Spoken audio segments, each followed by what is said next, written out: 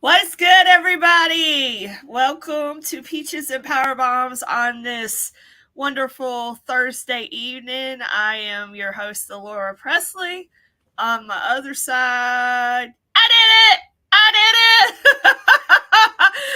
Is our girl, Majestic Marie. We are back and ready to talk about all the things that have been going on. So, how are you doing? I'm doing pretty good. Slowly starting to get my energy back. So, Yay! That's yay, good.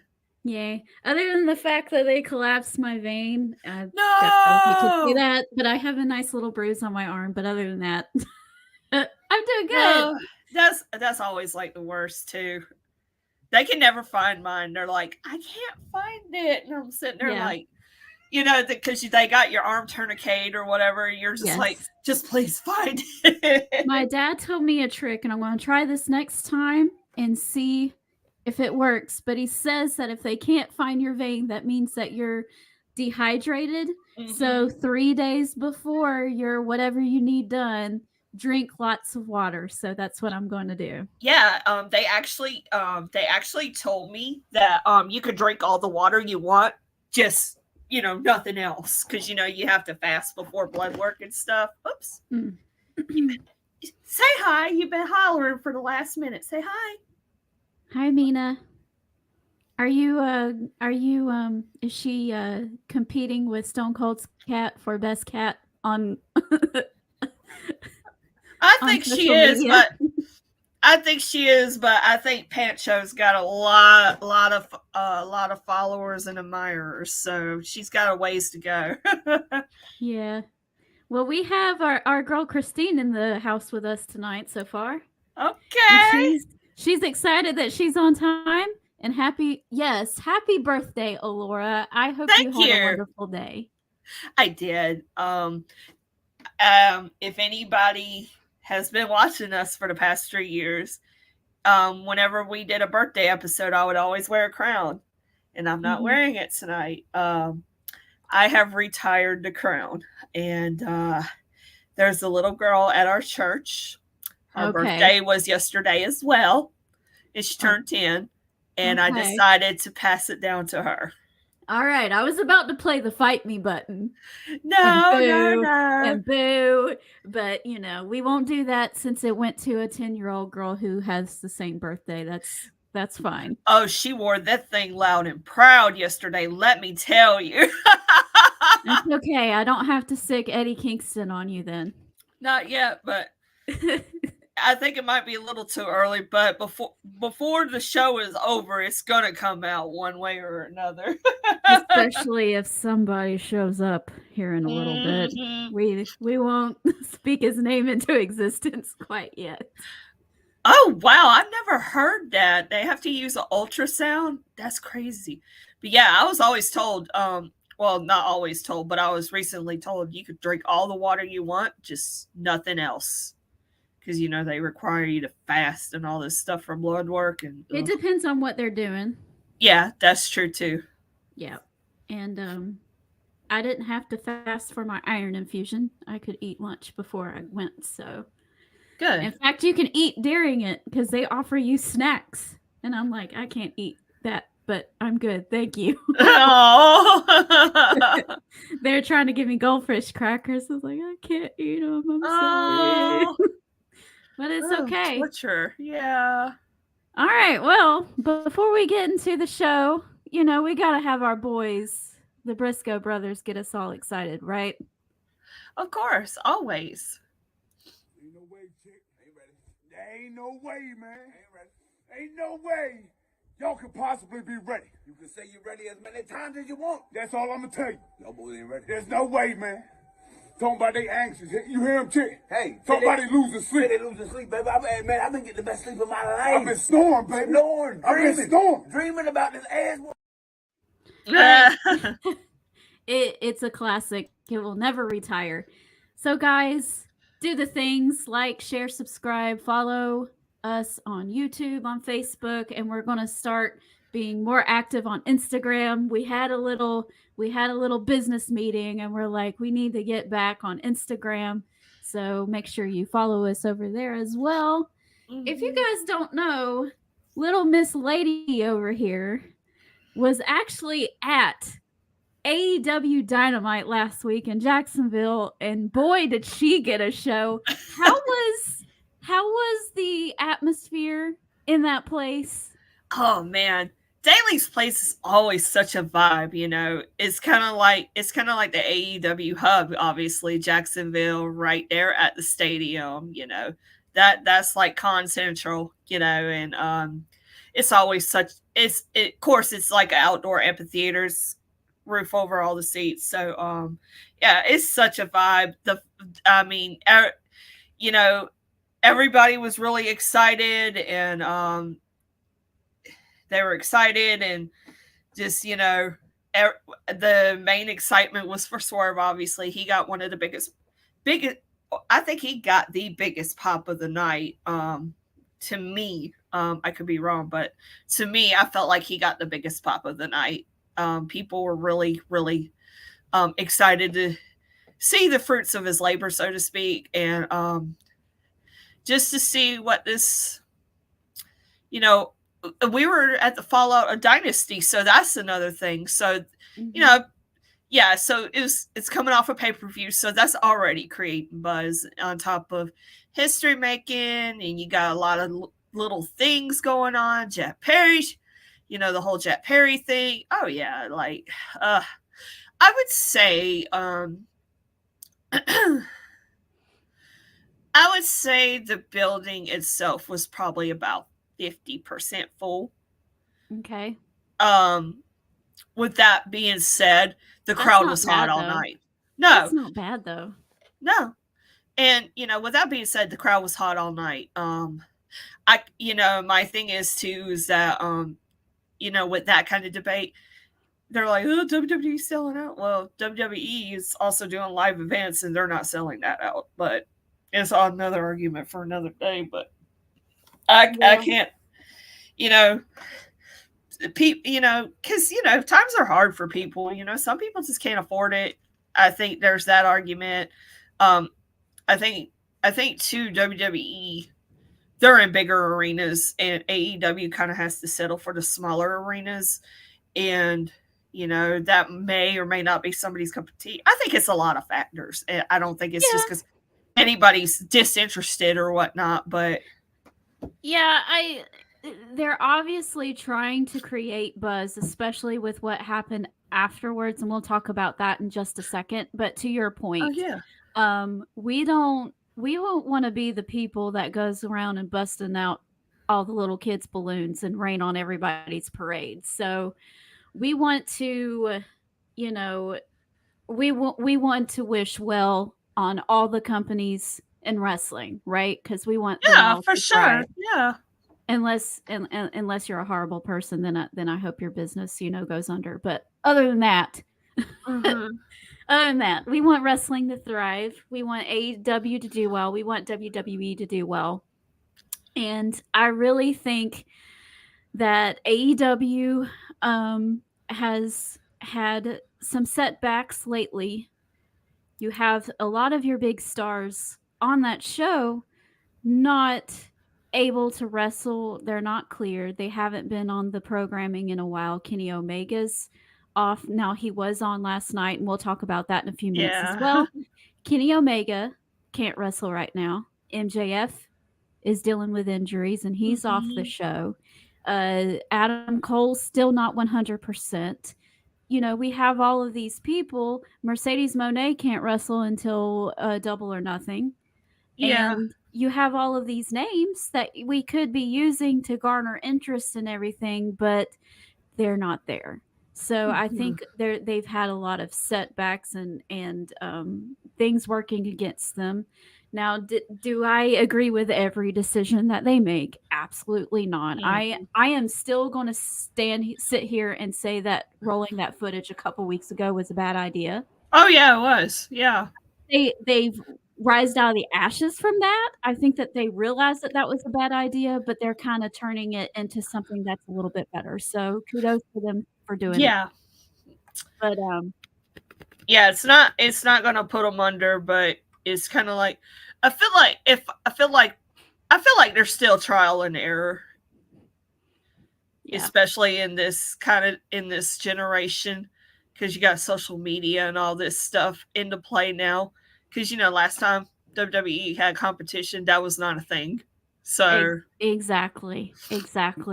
And who knows if WCW would have been as hot or went as far as it did if there was social media.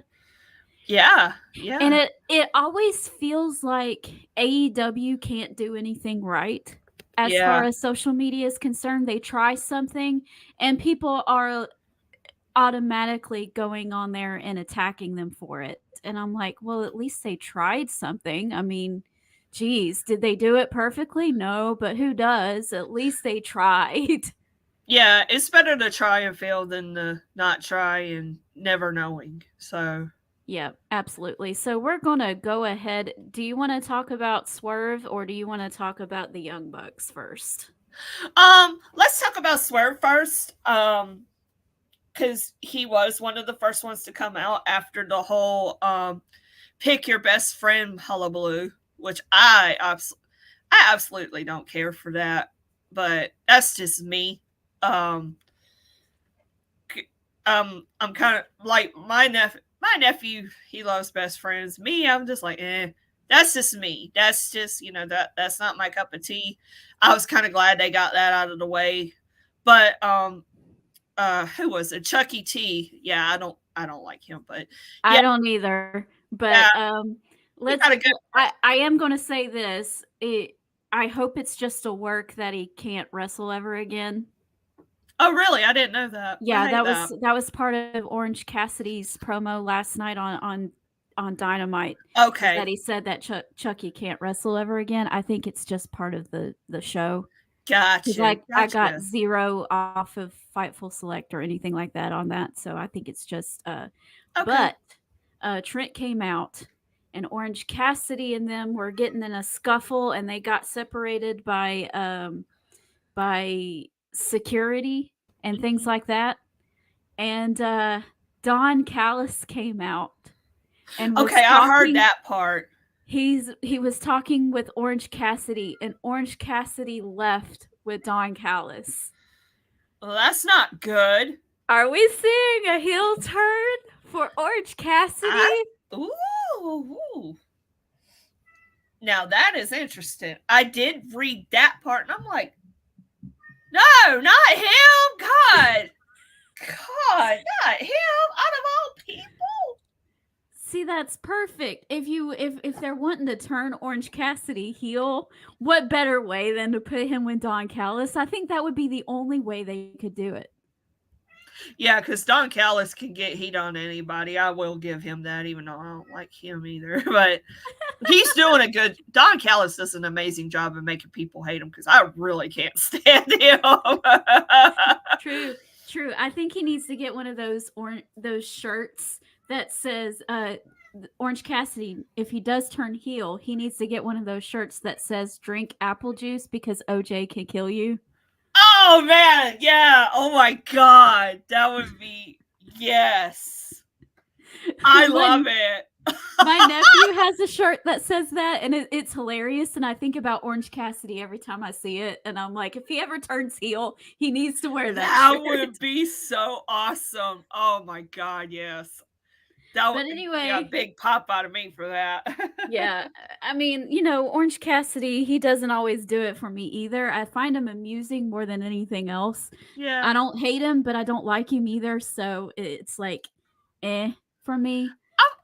I've always liked Orange Cassidy because I think he's rather unique. Doesn't mean he's the best wrestler in the world. No, I like the fact that he brings a uniqueness to the ring. It might not be everybody's cup of tea, but I like the fact that it's a unique and it stands out and he's thinking outside the box. Well, our friend Elvis is here and he's saying, hey, you there, acknowledge me. So, you know what, Elvis? Just for you. You there. Sitting at home. Acknowledge me. Just for you. Mina says she acknowledges the tribal chief. I don't blame her. Mm-mm. And Christine says, "What's up with that Cassidy and Callis?" I don't know about Cassidy as a heel. I think it's intriguing. It's definitely intriguing. Oh yeah. But we're talking about Swerve, and you got to see him wrestle Kyle Fletcher, right? Yeah, that was a good match. A lot of people, I saw a lot of bitching online about, oh, they didn't let him do a promo, blah blah blah, and I'm like, the week's not over. That was the first thing I thought. I was like, okay, first off, the week is not over. I like the fact that they kind of started the show off hot and they kind of continued with that with Swerve coming out, because before the show started, there was huge Swerve chants. I mean, people were ready to see Swerve. And when he came out, like I said, he got the biggest pop of the night. And I'm pretty sure y'all saw it on the live. As soon as he came out, I shoved my phone to my nephew. I was like, here, hold it. He goes, what? I'm like, it's live. I got to do my Swerve dance. And I looked at it like that Friday, and I saw that he caught me dancing, little sneaky butt. But I was getting down too. Like, I was having a good time. Was this you then?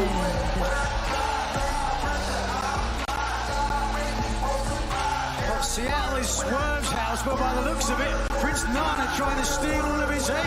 Look at that. I wasn't the only one. Boy, we were all having a good time. And I like the fact that Prince Nana, I mean, he came out there, welcome the new world heavyweight, AEW world champion.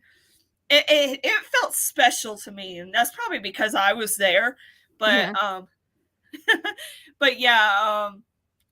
that I thought that was a good moment too, and they put on a really good match, and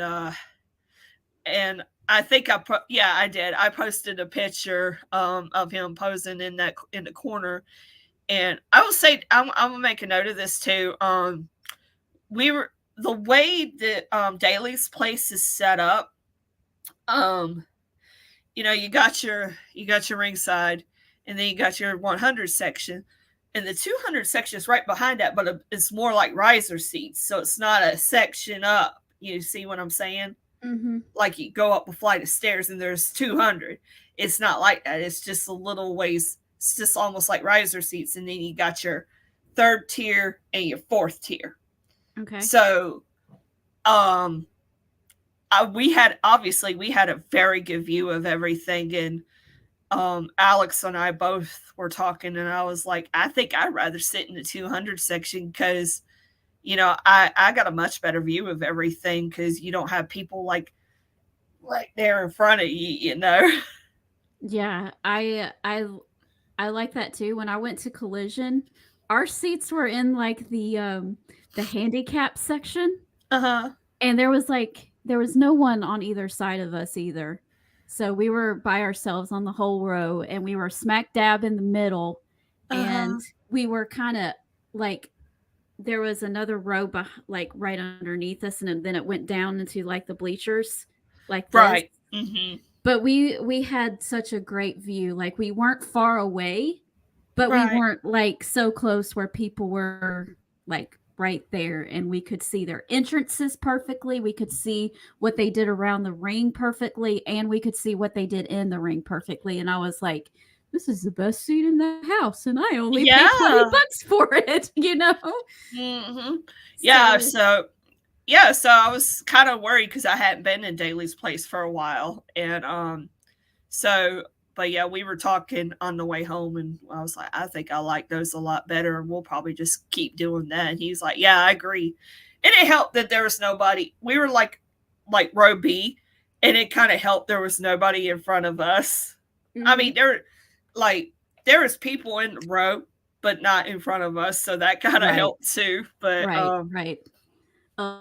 At the Rumble, I was so mad because people kept standing up the entire time. I'm like, bro, I'm short. I can't see. Sit down. Or at least bend over or something. Oh, no, gosh. You do get caught up and excited. And I I don't really think people mean to do it. It's just the excitement issue, and they're just not really thinking about it. Yeah. So, but yeah. So I don't know if you heard. Now, I'm going to take that back before we talk about last night.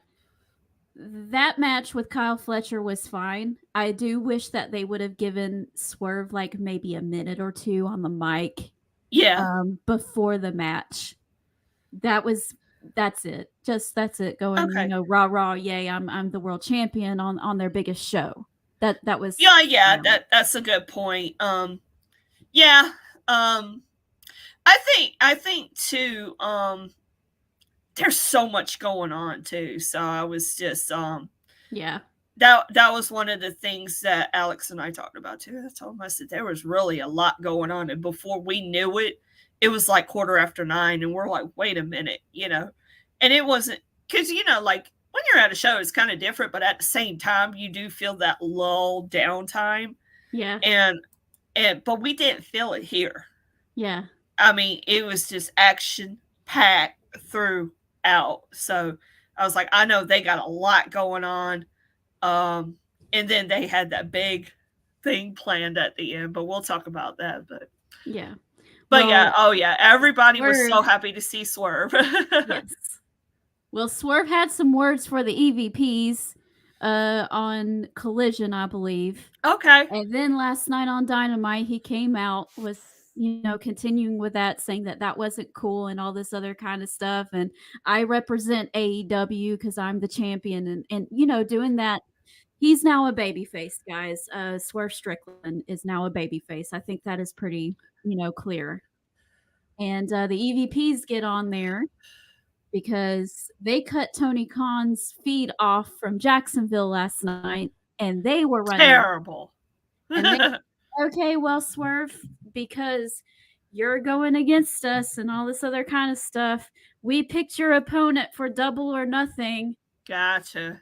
And out comes the Father of the Year, Christian. Yes, I saw that part. I'm like, oh, God. That's going to be good, though, because Christian's so underrated. And Swerve, I think him and Swerve are going to really mesh really well together. Right, and there's history there. There's some things that happen with the two of them. They were in a tag team together, I believe. I think it was that coffin match, right? Versus Hangman and somebody else. Oh, yeah, perhaps. It was. And Swerve was the one who got put in the casket, and he lost that match for that tag team. So there's bad blood with Christian and Swerve anyway. Oh yeah. Christian gonna have something to say about that. Yeah. Yep. And before they even said anything about all that stuff, Christian and no. Yeah, Christian attacked Swerve. And of course, Nick Wayne and Killswitch, Luchasaurus, whatever you want to call him, joined in on that, beating him down. And Killswitch took a piece of dreadlock, ripped it out of his head, and was looking at it and gave it to Christian. And then Christian spieled about how he's been waiting for the right time to get back at him for losing that tag team match and everything. Okay. And so it looks like our AEW World Title match for Double or Nothing is going to be Swerve Strickland versus Christian. And we all know what the outcome is going to be, but I'm not mad at this. Not at all. What do you think? Oh, yeah. Yeah, I think it does have a compelling storyline with the history, and it'll be Swerve's first major title defense too, and it's against somebody who's very credible and has done such a great job with this Father of the Year character here. I hate to say it, but I'm not mad at it either. I don't know what the outcome's going to be, but I hope Swerve keeps it. But is he the only Canadian wrestler that can go to Canada and still get booed? Probably. Because they were even cheering a little bit for Chris Jericho last night. Oh yeah, that's right. They were in Canada. That's right. They were in Winnipeg, and that's actually his town, so that might be a little bit of a factor. But Christian is a Canadian, no matter which province you're in or whatever. If you're Canadian, they're going to cheer for you. But they were having none of Christian last night. They were like, "No, Swerve is our champ." So cool. Jericho got a mixed reaction in Jacksonville. Oh, really? Mm-hmm. I'm just going to say one thing. Jericho was in trunks last night, and it was gross. Oh, no. No. Yeah. Oh, God. It wasn't pretty. It wasn't pretty. I will prepare myself. Yeah. Mentally. Christine says Christian makes me want to barf. He disgusts me and that woman with him. He's doing his job well. My goodness, is he doing his job well? So, Mina does her job well too. People were fussing about Swerve Strickland, winning the title. Oh, he's just going to be a transitional champion. Watch him. They're going to turn around and put it on Will Ospreay. And I get tired of hearing stuff like that. And I'm like, dude, can y'all just chill? Let it play out. And here we are. He's not going to be a transitional champion. So, yeah, I'm gonna put this up right quick. Happy birthday to the final boss. Yes. Oh, yeah. Yeah, the final boss has a birthday today. The Rock. That's one person I have not seen live yet is The Rock. I was hoping he would have showed up at the Rumble, but the jerk didn't show up until a week later. I know. Hopefully it'll work. It'll happen for you someday. I will be there with you. Hopefully so. Hopefully. Well, we're still talking about AEW. And there's a lot going on here with the Young Bucks throwing their weight around as EVPs and Jack Perry showing up as well. Jack Perry and Tony Khan are in the ring together. They're in Jacksonville that you got to see in person. And Jack Perry says that he just wanted what's best for AEW. And he turns around and attacks Tony Khan.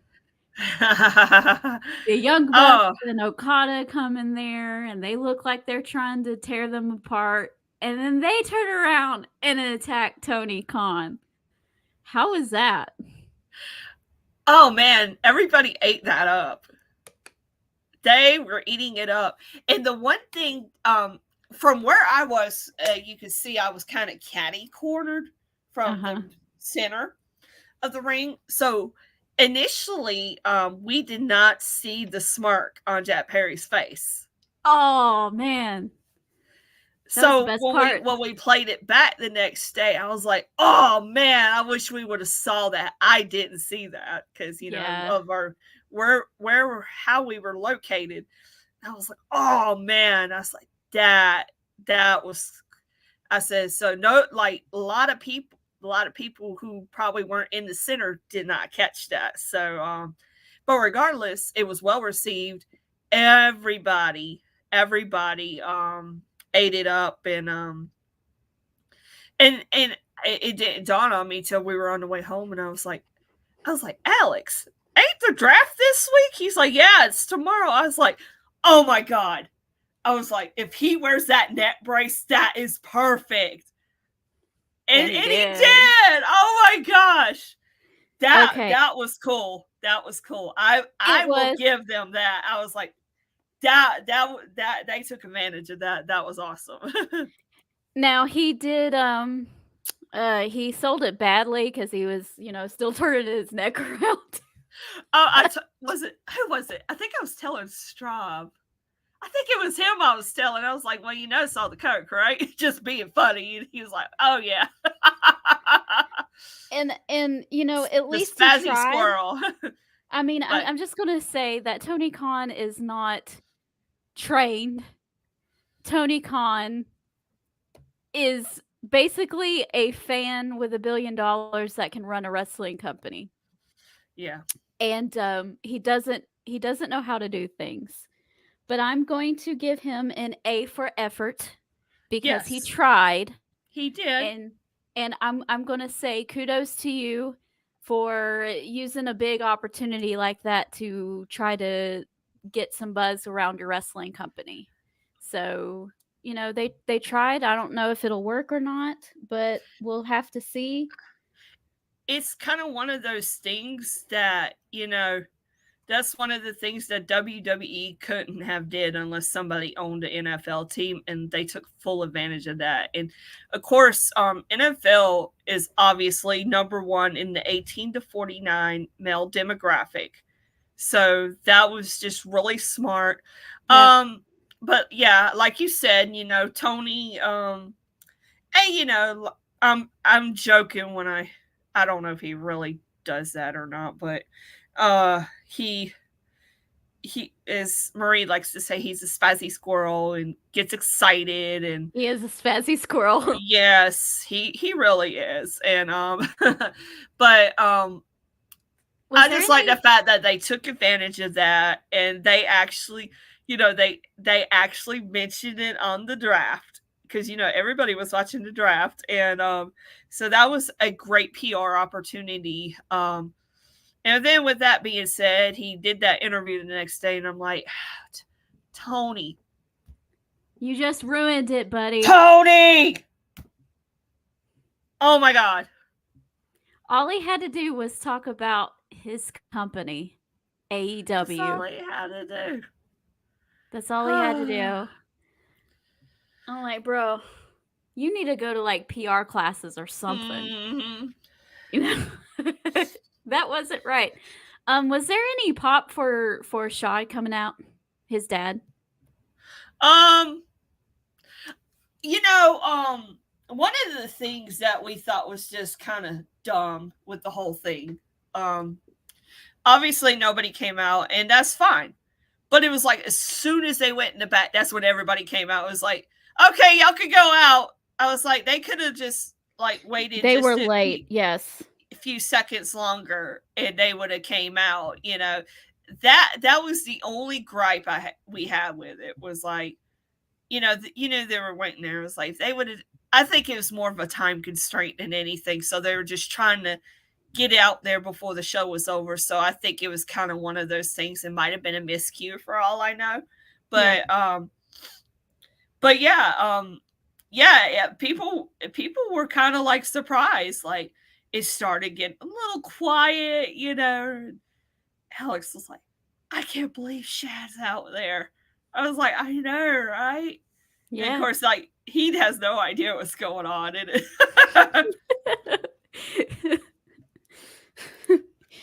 He had the most "what in the heck are you doing" dad face I've ever seen. Oh my God, yes.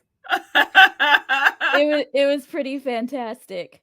But yeah, last night the Young Bucks took over the show and was running the show and doing all sorts of things, inserting their authority. And I saw the criticism online too earlier about, well, why didn't Tony Khan fire the Young Bucks? Because they you know, attacked him and all this other kind of stuff. They did a really good job of explaining that they really? found. Yes, they said last night that they have a founder's clause, that because they helped create AEW, I like that, they are exempt from being fired from the company. So I got you. That was nice. That was nice smart. Touch. Smart. Nice. It's kind of like, it's not the first time a company has had a hostile takeover wrestling wise. For real, it's been happening since wrestling forever existed. Yeah. So that's why when I see stuff like that, I'm like, okay, most of y'all, if not a good portion, grew up during the Attitude Era. Were y'all saying that when DX was trying to take over? Come on now. Or the NWO, hello. Well, they want to find an excuse, like Yeah. I said, to rain on the parade and diss everything that they do. They can't do anything right over there. Doesn't matter what it is. They could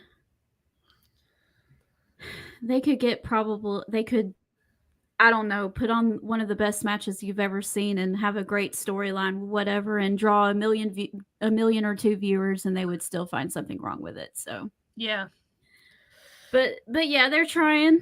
They're trying with this. And Kenny Omega made his semi-return last night. Of course, it was in Winnipeg, so that's his hometown. And he comes out and was talking about having diverticulitis. Yeah. And how it was really bad and how he had to have surgery because if he didn't, he would maybe be on a bag for the rest of his life.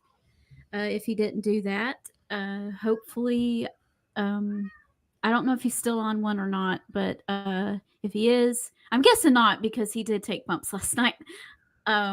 So he comes out there and he goes, okay, well, let me talk about the other crap bags. The so-called EVPs.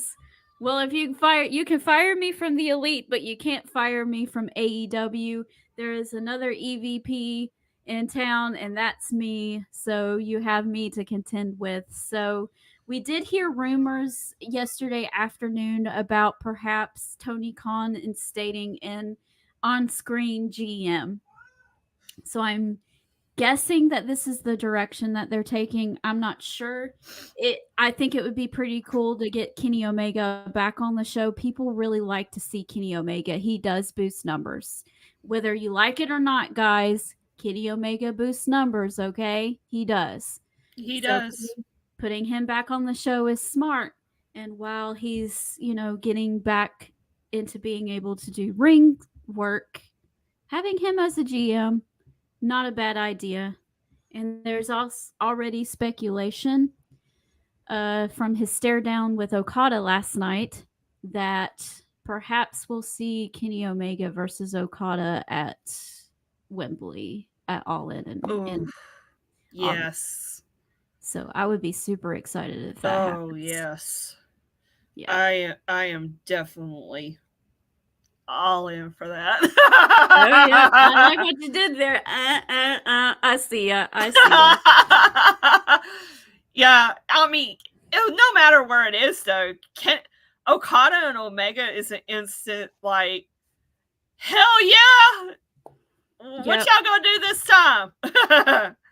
It'll be fantastic. They just have amazing matches together. Oh, gosh, yes. Yep. I love Okada. Can't y'all tell? I love Okada.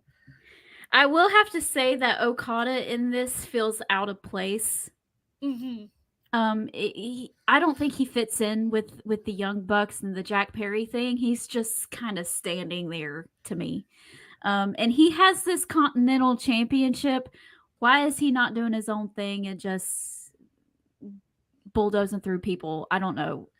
I don't know why they're kind of. It's almost like an afterthought in a way. Yeah, but I do like the fact that I think it's him and Ospreay at Double or Nothing for it, because Ospreay won that gauntlet match in Jacksonville. Yeah. To which, like, nobody knew what was going on. They might have announced it as so whoever came out first, I can't remember, but we didn't know what was going on. And that gauntlet match, that was weird. Okay, so we weren't losing our minds because we were like, what is going on? We had no idea. And we were texting a couple of our friends like, what the hell kind of match is this? No, I don't think nobody said. It was odd. It didn't make much sense to me. It was oddly entertaining, but I had no idea why. Oh, this was easily one of the best matches of the night. It was it was very, very fun. And of course, like, I about flew to the front row when Kyle O'Reilly came out. Like, that's why I said we had no idea. We really had no idea what was going on, what kind of match this was, who's all coming out. We had no idea. So this was like a complete surprise to us. But Hold like on a I said, second. okay. No, keep going. Keep going. Oh, and so yeah, when Kyle O'Reilly came out, I'm like, like I said, about flew to the front row, you know, because I love Kyle O'Reilly. He's absolutely one of my favorites. And then, you know, yeah, Will Ospreay all came out. Lance Archer came out. He got a really big pop too, and that table spot was really good with him and Commander. Okay, it won't be Okada. It'll actually be Roderick Strong versus Will Ospreay. Oh, for the international championship. International, okay. I know, I get them confused too because they have 700 titles. Yeah. But Okada's not doing anything with his. Yeah. And you could do something. There's another person from New Japan that's not doing anything too, except for playing around on Rampage with the Gun Club. Jay White. Yeah. Oh yeah, Jay White was out there. Duh. Oh gosh. We could have Jay White versus Okada. Do something like that. Another match that's an instant sale that has a ton of history. And why is Eddie Kingston all of a sudden just happy with losing his titles? Like, Okada beat me, okay, strutting along. Oh, Mark Briscoe beat me, strutting along, and he's somewhere, we don't know where. And I'm just like, dude, you got so many options that you could be doing with Okada, and he's just standing there going, okay, I'm going to sit here and get paid and watch the Young Bucks play. I think Eddie's probably just enjoying his little time off and like, you know what? I deserve this time off. But yeah, he's working. He's doing stuff for New Japan. I think he's about to. I gotcha. On May the 11th, he'll have a match for one of their shows. I think it'll be him versus David Finlay for his New Japan belt that Eddie has. If Eddie loses that, I expect him to go bonkers and just go crazy and just beat up people for no reason. That's what I want to see. Wild Eddie is the best Eddie. I think this might be true. Well, you know what? A good thing too is that you know, obviously Okada and Omega, they're enemies or whatnot, but you might could see a little bit of a maybe coming together, because you know Kenny Omega does know Japanese. Yeah. What if Kenny Omega is already in Okada's ear and Okada's working from the inside out? We'll see. We'll have to see. Because I don't think him being with the Young Bucks and just him standing around going is helping AEW. It's not helping Okada, and the Young Bucks are doing a good job right now of being those maniacal little heels, and that's fine. But Okada being with them is not enhancing that in any way. Yeah, that's why I feel like it just supports my theory. If there's so much going on, and I just feel like it's just so easy to kind of get lost. I mean, Okada has a presence. I don't want to say Okada's lost. It's just the fact that, you know, what he's supposed to do is at the forefront, maybe. Yeah. Before we move on to the women's division, I do want to ask you one question. Okay. Did you get to see Bryan Danielson versus Will Ospreay? Oh my God, that was so good. That match was so fun.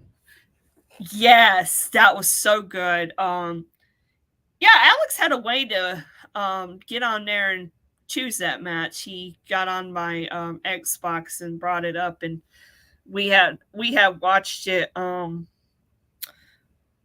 We had watched it Tuesday night. Actually, we had watched it before we went to bed. That was kind of our little bonding time moment before bed, and like. Yeah. Oh wow. That was amazing. I felt like we were seeing almost seeing like a passing of the torch. I mean, I don't think it Kind was, of. but I think he's still gonna be kind of full-time for a few more months, and oh then he's yeah. gonna kinda slowly go part-time. He says he's not retiring totally, but he's just not gonna be on the road all the time. Right. I think I think him and Will Ospreay is just one of those that he wants to get a feel of who, you know, who's going to be pretty much handling responsibility of, you know, just producing good matches and stuff like that. And Yep. that was really good. Really, It really was. good. Both It of them was. did fantastic. And yeah, I definitely think it was a more of it was a little bit of a passing of the torch, but not really. But it was just, yeah. Yeah. I don't President Best versus, you know, Will Ospreay just has a wonderful future, and even he was really surprised at the reception he's been getting since coming to AEW. Yep, yep. I wasn't sure how to take him because I hadn't seen much of his run overseas and everything, so I didn't know. But he's been a pleasant surprise, and I've actually enjoyed everything that he's been doing. Oh yeah. He's very. Sometimes I don't understand what he's saying, and that's just because he has a very thick accent, but he has a lot of charisma and he's very energetic, and that's always a good thing because you don't want to watch somebody go out there and go. I love somebody who is well rounded, and I'm glad you mentioned that because our good buddy Tim Sherry, he was kind of touching on us. Ospreay Danielson was great. See what happens when two guys tell a story in a match, as opposed to a couple of indie gymnasts doing moves back and forth for no apparent reason.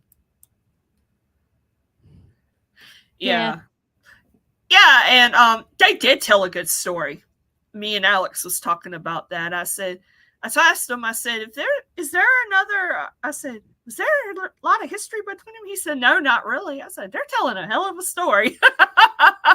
Yeah, it's been their whole build. There wasn't really any like malicious. It wasn't, that's not what it was. The whole story was, who is the best wrestler between these two men? That's all it was. That's all it needed to be.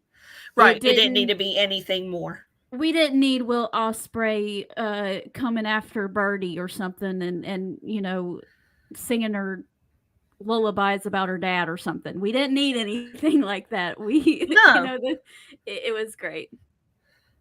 Yeah, Will Ospreay is so talented, so well-rounded. He is definitely the future of this business, and he is definitely the future of AEW for sure. I believe that. As long as he stays healthy, they do right by him in terms of storyline and match productivity. I think he's going to be fine. And just judging from how he's been well received, I think he's in the right direction. So I think so too. Well, we got one more AEW thing before we switch over to the other company. The women's division has been pretty interesting. You saw a pretty interesting thing happen with Willow Nightingale and Mercedes. Chris Statlander.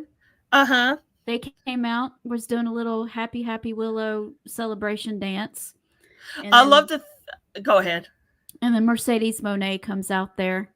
And there was like this misunderstanding type thing going on. And it was actually Chris Statlander who shoved on Mercedes, but Mercedes thought it was Willow, so she smacks Willow in the face, and just chaos erupts. Yeah, and it was kind of hard to see Willow because their balloons in the corner.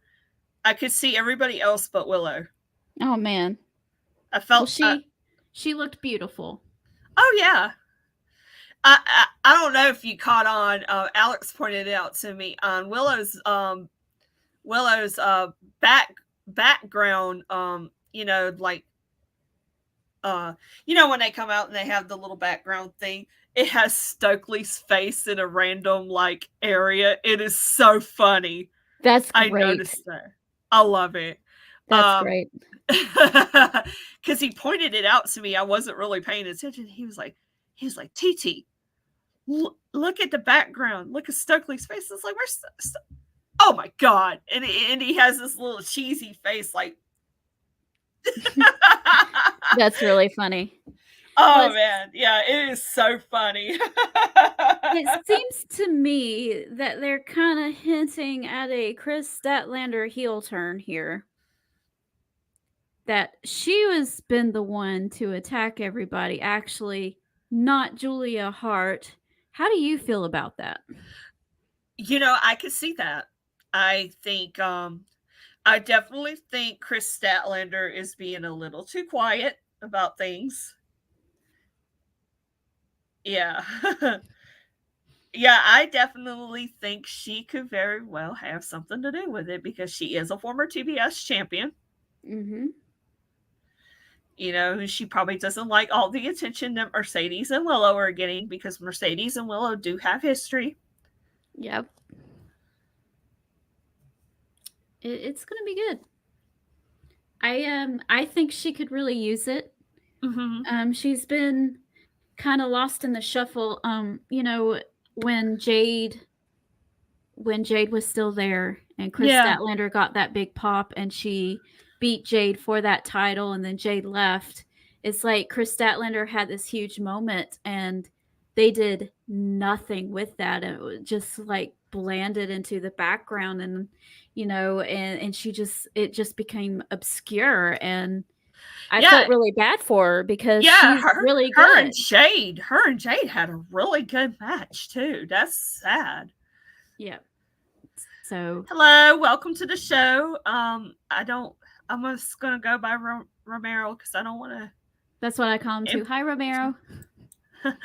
And he said NWA's Camille was signed with AEW, but maybe she'll make her debut on Double or Nothing. That would be, I could see that, or it might be on the Dynamite after. That's going to be a big deal because she did some big things in NWA. So she did. She's fantastic. I don't know if you've ever gotten to see her, but I got to see her. Yeah, I've seen her on Power a few times, and her presence alone, I was like, that she gonna be somebody for sure. Yep.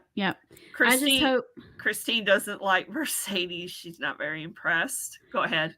Well, with Mercedes, in her defense, she has not been cleared to wrestle, so she hasn't really been able to do anything. Excuse me. Bless you. Thank you. Sorry. She hasn't been able to do anything. I think she was prematurely brought in. I think that they should have waited a few weeks before Double or Nothing. If she couldn't wrestle before then, wait a little bit, bring her in. That way the hotness of her being there won't fizzle out before she can actually wrestle. I think too they're having it where Mercedes is kind of playing mind games with Willow, just coming out there and interrupting her and stuff. And yeah, and she's a natural heel too, so her being like the baby face promos and everything that she has been kind of been giving lately just doesn't really fit her. She just feels uncomfortable in that position to me. Yeah. But this thing with Willow is naturally, no one's going to boo Willow. No! It's impossible. So her just falling into that heel role with Willow is going to do her a whole lot of good. Mm-hmm. Jamie, by the way, I'm glad to see you on here. We've been kind of talking back and forth about wrestling. Chris heel turn is what I'm expecting too. They made it look like it was Julia. That's why it won't be Julia. I agree. And the one thing I like, Julia is still part of the conversation. She's not totally obscured. Yeah. Julia is hurt right now, but the fact that she is still part of the conversation is good for her while she's still healing up. I hope. And it just, it just keeps her name out there that, hey, don't forget about her now. She did have a good run with the TBS championship, and she is definitely improved from the cheerleader days. She's definitely, I think Julia Hart is definitely one of my favorites in the women's division. I just love that they have her in the House of Black. I think she really embodies that character. She did very well with the TBS title. So yeah, definitely not the end of the conversation for sure. Absolutely not. And Mina agrees with you, apparently. Yeah, apparently she does. And real quick, we'll talk about Mariah May and Serena Deeb had a match, and whoever won the match is supposed to be able to face Toni Storm for the championship at Double or Nothing. Okay. Well, Toni Storm threw in the towel on Mariah May. Ooh. Costing the match for her child, as she calls her. But she did it to save her. Oh. So she wouldn't get beat too badly by Serena Deeb, I guess. So it will be Serena Deeb versus Toni Storm for the title. I'm a little confused about who the face and the heel is in this situation, but it's AEW, so what do you expect? Yeah. I want to point this out. Leilani Kai put Toni Storm over on her Facebook page earlier today. Yeah, That's she cool. she said that she really likes the timeless Toni Storm persona. I just wanted to throw that out there because I love Leilani Kai, and the fact that she was willing to put one of AEW's biggest women's stars over, that says a lot. Yep. And so I wanted to say that, and really, I think a lot of people love this gimmick of Toni. Toni is killing it. Yes. Whether you're getting tired of it or not, I love it. I just absolutely love it. She knocks it out of the park. I implore you to go watch the movie All About Eve with Bette Davis from 1950. Message that to me so I can try to find it. That movie is what is Toni Storm and Mariah May. Oh, really? In the movie, Bette Davis plays like a Hollywood actress. She's really popular, but she's kind of losing popularity just a little bit. And she brings this protege, this aspiring actress under her wing. I can't remember who plays her, but she kind of uses Bette Davis's character to get over and to gain more popularity. And all of a sudden, she's up here, and everybody wants to see her, and they kind of forget about Bette Davis's character. Gotcha. And I can guarantee, well, I can't guarantee, but if I were to talk to Toni Storm right now and said, hey, is your character in your story with Mariah May, is that based off of that Bette Davis movie? I'm sure she would say yes. So it's pretty great. So go see that movie, everybody, and all of this will make sense. I promise. So yeah, and it was kind of like they kind of yeah, it's kind of like Toni wants to groom Mariah May because Mariah comes out with the Japanese girl Mina. I know her name's Mina. I just can't pronounce her last name yet. Well, see, and she acts differently when she than she does when she's with Toni Storm. And gotcha. And All About Eve, that actress does the exact same thing. She acts totally different when she is with other people than she does when she's with Bette Davis's character. It's insane how close that is. Okay. Yeah. It got me all excited when I watched that movie a couple weeks ago. I was like, oh, this is Toni Storm. I love this. Romero says after Serena Deeb on Double or Nothing, 2024, Mariah is next. She is on the roll. I think it might be Toni versus Mariah May, maybe at All In thing. That'd be great. Oh, I was Shirakawa. Okay, I'm sorry. Yep. And what was I gonna say? Oh, Serena Deeb got a big reaction too. Yeah. And of course, I love Serena Deeb, so like I was super excited. I was like, oh, yes! Is my connection okay? It's saying that my Wi-Fi is not great. You're kind of, well, it's like your picture's still, but I don't think you're really behind too bad. Okay, all right. Okay, it went back. Okay. We should be all right. And just for the fun of it, because, we like to have fun here. I say, chin up, tits out, and watch for the shoe. Oh, come on! Love it. All right. So, let's hurry up. We've been here for an hour and we've only talked about AEW because they have so much going on right now. So, we might not talk about the draft, but we will talk about this. Yes. So, a couple weeks ago, Paul Heyman and Solo Sikoa and Jimmy Uso, they come up, they're backstage, and they notice that Cody Rhodes has taken their locker room. And very matter-of-factly, Paul Heyman says, losing has consequences. And they look at each other. And they go out to the ring. And it looks like Mr. Paul Heyman is going to do his usual hype promo about the bloodline and how they're going to rise out of the ashes. And sooner or later, our tribal chief will grace us with his presence once again. And Solo Sikoa was like, no. And he puts his hand on the microphone and he said, remember, losing has consequences, right? And Paul Heyman is looking very scared for his life, as I would too. And he goes, and he looks at Jimmy, and it looks like he's going after Jimmy, but he pulls Jimmy in for a hug. And you think, okay, so are they teasing this? And then out from behind comes Tama Tonga to attack Jimmy down. And they beat down on Jimmy Uso.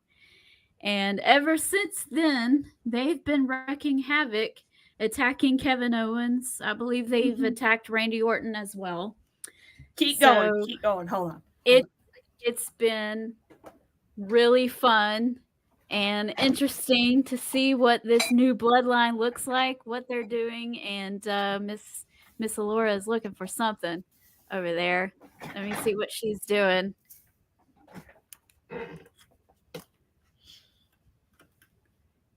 What you got?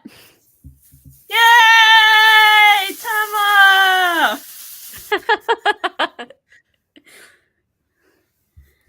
So this is interesting. Paul Heyman has said that the bloodline story is not anywhere close to being done. And I was thinking during WrestleMania when he said that, I was like, what in the world could you do to to keep this going? Obviously this is so good. This is such a build up. I don't know how this could get any better. And they bring Tama Tonga in, and he's just been a crazy beast, just scary, and it's been great. And somebody is very excited. I better stop. The cat's coming.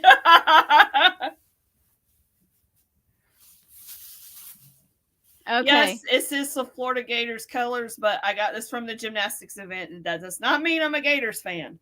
By the way, Romero is saying all about Eve. Betty Davis plays Margot Channing, while Ann Baxter, that's who it was, plays Eve Harrington. Thank you. I got you. Awesome. Yes. Oh, yes. That is coming. I think that we will have like I think there's going to be like a War Games in November, Bloodline versus Bloodline. And it'll be like Solo and his bunch versus, I don't know if Roman will be a part of it, but probably Roman and the Usos is my guess. And I think after that is when we'll be revealed that Solo Sikoa has not been acting on his own. I think so. You can correct me if you think I'm wrong, but I really think that Solo Sikoa is under the direction of The Rock. I think so too. She's still excited, guys. We will have a brief pause while Alora shakes her pom-pom. I gotta do like you do with Eddie Kingston about the Samoans and have the pictures, and I gotta, have like a video of Roman or something. I don't know if I got a recent video of them or anything, or the Usos, and well, I will definitely have to do something like that and just. Yeah. Okay, so we have that going on. So you're enjoying what they're doing, I'm guessing, because you're throwing pom-poms around. Yeah, so. I know, right? And we'll talk about the match that they're about to have here in a few minutes. But it's been pretty exciting. So let's go ahead and talk about Backlash that's happening this weekend. Yeah, Saturday. And Yes. I forgot to... Y'all, my birthday was yesterday, and I didn't even change my calendar. How bad was that? So while we're talking about the new bloodline... Yes, this let's Saturday. Go ahead and talk about how one of the matches on there is Solo Sikoa and Tama Tonga versus Randy Orton and Kevin Owens. I have the new bloodline winning this. What do you got? Okay, that answers the question. I definitely think Solo and Tama's got it. That's going to be good, though. Yeah, for sure. I didn't even know about that match, so I'm excited. Yeah, it's going to be good. Still rolling with some tag team action. We have the WWE Women's Tag Team Championships on the line. The Kabuki Warriors versus Bianca Belair and Jade Cargill. And I have my girls Bianca and Jade on this. And goodness, what is this going to do for the women's tag team division? Yes, I think that's a great call. And they're crazy if they don't do it. There is no way they're going to have Jade lose. No. I mean, I don't think that. I mean, Bianca can lose, I guess, but I don't like it. But Jade, no way. I could see the Kabuki Warriors playing dirty, and Bianca eats that loss. If that was the case, but I just think, go ahead and pull the trigger, because this is the bomb tag team, and this is a dream tag team. Why not? Yep. It would be. Both ladies really are money, great. and that's no disrespect to the Kabuki Warriors, because we love them. And they've been hilarious. Their facial expressions and then the way they interact with each other, and when people are coming out to the ring and they're I don't know, they're heels, but they act silly, but it kind of works. I don't know why it works. I like the silly heel. Oh yeah, taunting them, and being funny, Yeah, it's been fun. So I would say Bianca and Jade. I don't think that there's really any other. I guess they could go the other way, but I think it would make more sense for Bianca. And it's in France too, so that would be a huge pop. Okay. Yeah. I think Mina's going with Bianca and Jade. I don't know if you heard her or not. Okay. I'm glad to get her input. With the WWE Women's Championship, we have a triple threat with Bayley versus Naomi versus Tiffany Stratton. Ooh. Tiffy time was yesterday too. Her birthday was yesterday as well. There you go. Finally share a birthday with somebody. That's cool. I share a birthday with Layla Hirsch. Okay. Yep.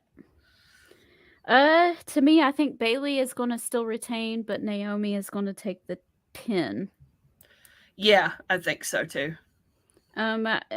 Tiffany is really great, and she's coming up. It's not quite time to pull the trigger on her yet. So. Yeah, I agree. Bayley just won it at WrestleMania too.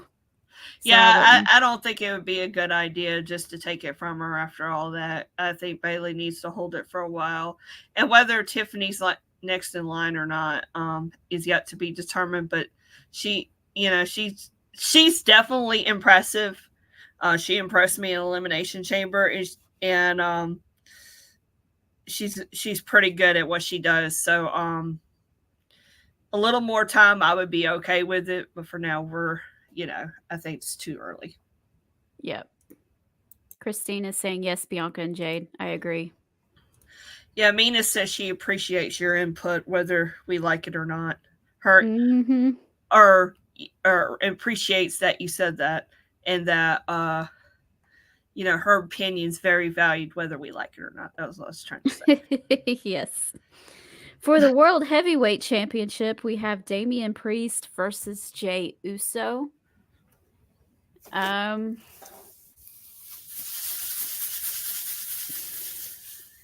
Priesty. Yeah, I know, right?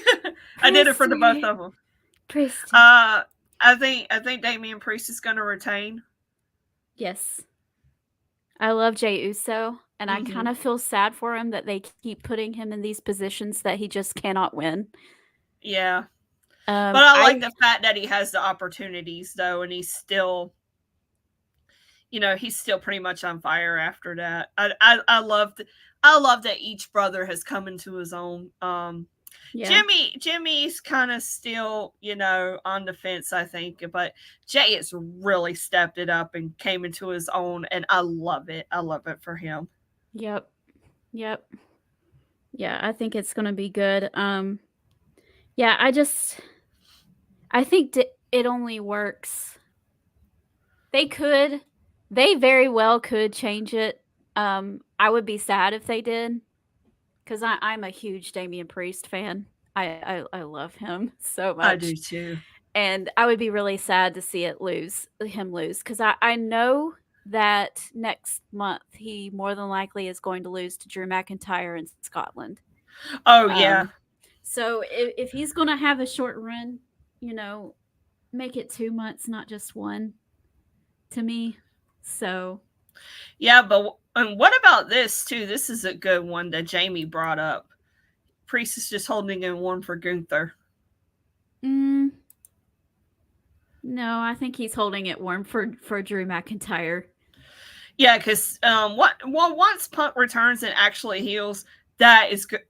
This feud's already hot. When Punk is ready to be back in the ring, this is going to be white hot. That's going to be the feud everybody wants to see. I love it. I mean, it's going to be for Gunther one day. Just right now, not quite yet. Exactly. I would. And you're right. It is money. Absolutely. And to me, I don't know. They're going to do that Bash of Berlin, sometime after SummerSlam. I got you. I would kind of do Gunther versus Cody Rhodes for that instead of. Ooh. But you wouldn't want Cody to lose, though, wouldn't you? They could make it work. They could make it work. I don't know. I just want to see Gunther. I mean, if they did it to Drew last year, they'll probably, Just with the timeline of how the World Heavyweight Championship is going, I just don't see where Gunther fits in with it. Not yet, anyway. Yeah. It's just because, okay, so Drew is more than likely going to win that title off of Damian Priest in Scotland, and then it's off to the races with him and CM Punk going towards SummerSlam, and that's going to be the feud of the summer. It's going to be the summer of Punk and Drew. I mean, it's not the first time it's been the summer of Punk, people. So, I mean, you know what? The summer of Punk is why I'm here again. He's the reason why I started watching wrestling on TV once again. So, if it wasn't for that, we wouldn't be here. So, So yeah, I just don't see where Gunther fits in with that, because I think you could run Drew and Punk for a little while. I think that could work, well into the fall. So I just for sure. With Gunther, He's going to be in the King of the Ring tournament coming up soon. This is going to be. I say that because King of the Ring was always one of my favorite things since I have been a fan, but it's going to be really interesting this year because this is going to be the first one under the Triple H regime. Yes, I would love to see what they do with it.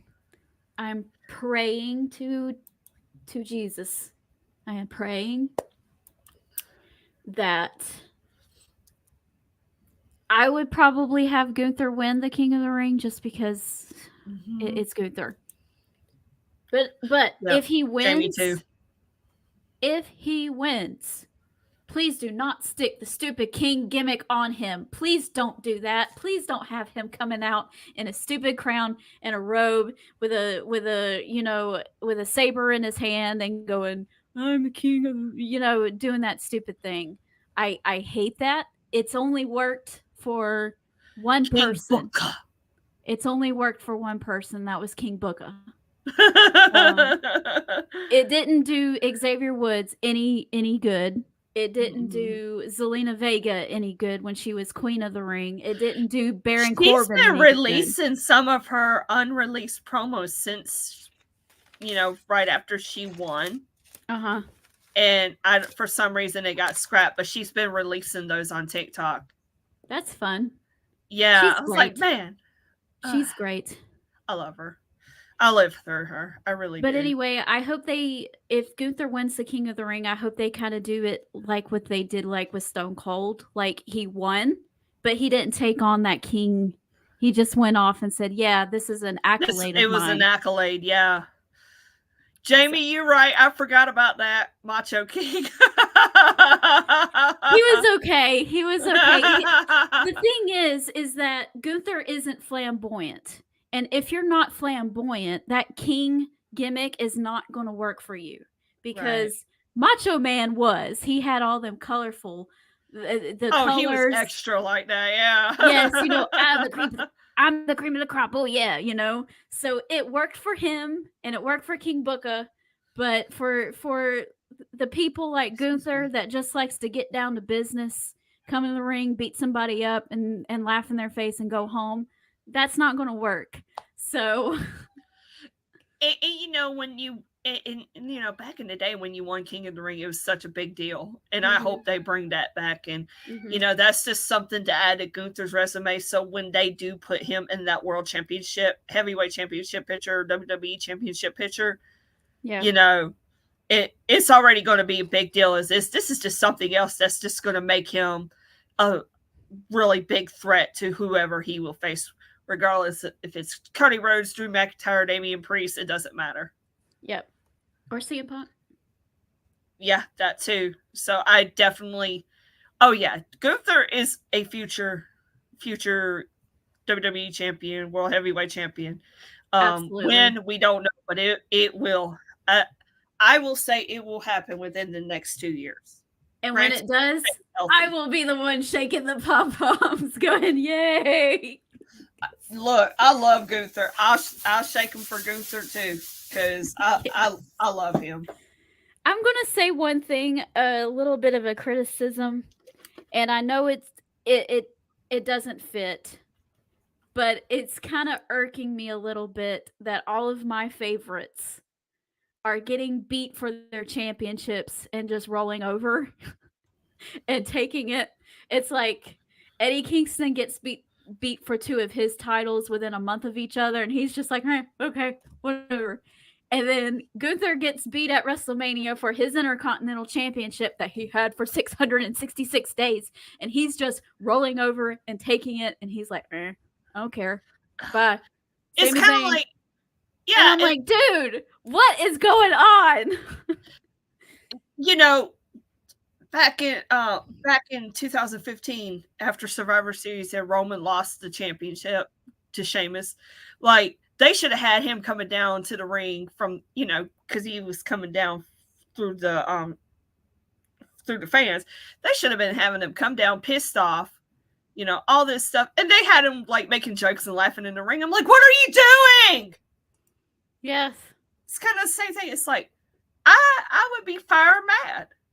See, the tribal chief, they don't put him off of TV. Tribal chief said he gonna take a step away, and yeah. Yes, exactly, Julian. Harley Race was this, bad mamma jamma, grr. And then he wins King of the Ring, and he has this stupid crown and the robe, and I'm like, he looks silly. He was... This is why him and Shane are old school connoisseurs. Yes. I'm glad I'm not the only one who thinks that, because my dad was like, I kind of liked it. And I'm like, what? No. Alex will tell me in a heartbeat, like, TT, no. Why not? Was a bad mamma jamma. He game town to the ring, and he beat people up, and he went home. Yeah. That's it. Came in there, took care of business. Yes. All right, back to our regular schedule program. Before I went off chasing a rabbit. Went down a tangent. It was Julian's fault. It's okay. Yes. We haven't discussed this match yet, and it's the last one on the card, and it's for the undisputed WWE Championship. I was pausing for the sneeze. Yeah, well, I had it on mute just in case, but it didn't come. Cody Rhodes versus AJ Styles. Oh, that's going to be so good. I've heard a lot of people complain about this. Why? There's history! Bullet Club! New Japan! And even if there wasn't, it's still AJ Styles and Cody Rhodes. This match is going to be fun. Now, I get, Why are you complaining? They were just bitching months ago. They didn't have AJ Styles do anything. Fickle. They're fickle. Yes. It's because WrestleMania was so high, right? It was so captivating television, right? Mm-hmm. Naturally, it's going to come down just a little bit. Okay? This is when people take their time off. Yes. Right? Because they work people so coming hard. in. Yeah. They work so hard through WrestleMania, they tired, they need to go take a break. I get it. All right. Well, Cody Rhodes doesn't have that luxury. He can't take a break. He's new champion. It's going to feel a little bit lackluster after Roman Reigns versus Cody Rhodes. And then Cody finished his story. A lot of times when you finish a story, you put the book down. No, this is a part 2. Keep reading. Yes. It takes a little bit for part 2 to get heated up again. Cody needs a few wins over somebody that he's going to be fine with beating. It's not going to hurt him too much. AJ Styles is that perfect person. He's been there for 8-9 years now. He's been WWE champion. He might retire within a year or two. I expect AJ Styles to say that's going to be a sad day. I'm going to cry. I'll cry too. I'm not looking forward to it.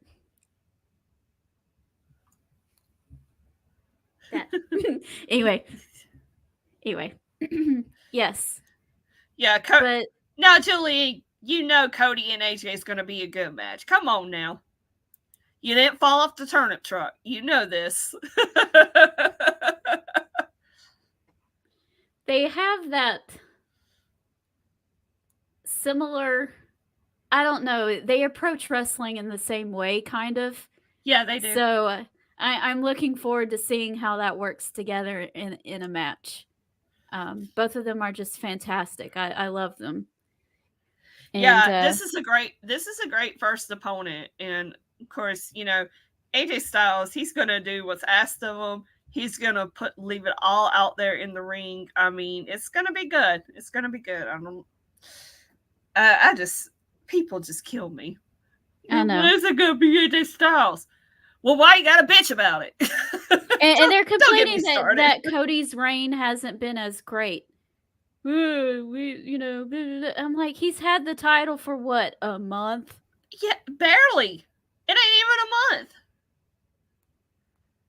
Okay. Oh, gosh.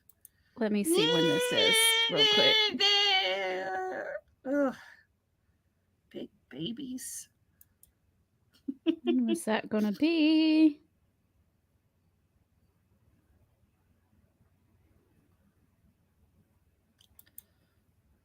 Okay.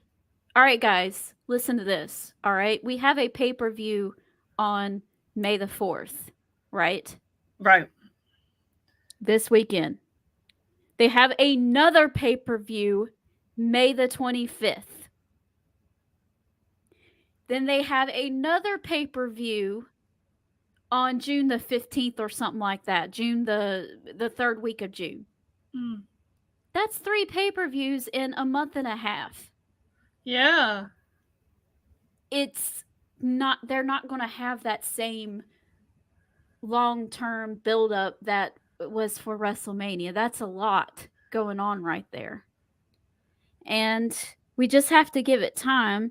We could see Cody Rhodes versus AJ Styles for a month and a half. What's wrong with that?